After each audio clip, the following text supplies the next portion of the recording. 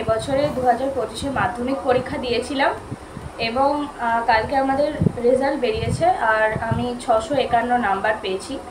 নাম্বারটা খুব একটা ভালো নয়, আমি এর থেকে আরও ভালো আশা করেছিলাম, এর থেকে ভালো পেতে পারি। তবে আমার বাবা আজ থেকে 28 বছর আগে 1997 সালে 800 পরীক্ষার মধ্যে 651 পেয়েছিল এবং 28 বছর পরে আমি 700 পরীক্ষায় 651 পেয়েছি।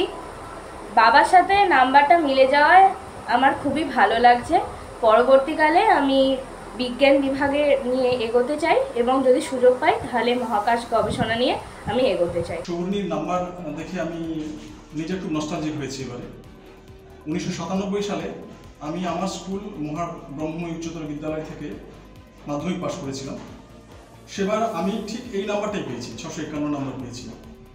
28 বছর পরে আমার মেয়ে মাধ্যমিকে ঠিক 651 পেয়েছে। এটা আমার কাছে অত্যন্ত আবেগের মনে হয়েছে। এটা ঠিক যে আমরা 800 নম্বরে পরীক্ষা দিয়েছি, আমার পার্সেন্টেজের দিক থেকে এটা 81% কাছাকাছি।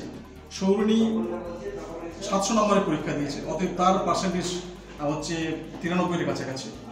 সৌর্ণী এর থেকে আরও ভালো একটু রেজাল্ট করতে পারতো, তবে যেটুকু হয়েছে সেটুকুকে সামনে রেখে সে এগিয়ে যাবে, আগামী দিনে আরও ভালো করবে আমি বিশ্বাস করি।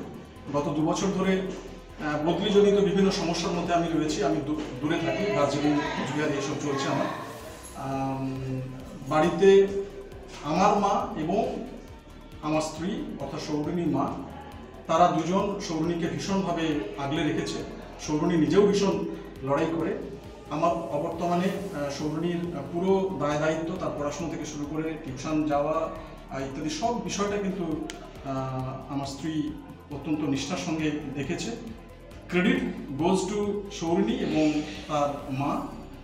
আগামী দিনে সৌর্ণী ভালো হবে, আমরা এই বিশ্বাসটা রাখছি।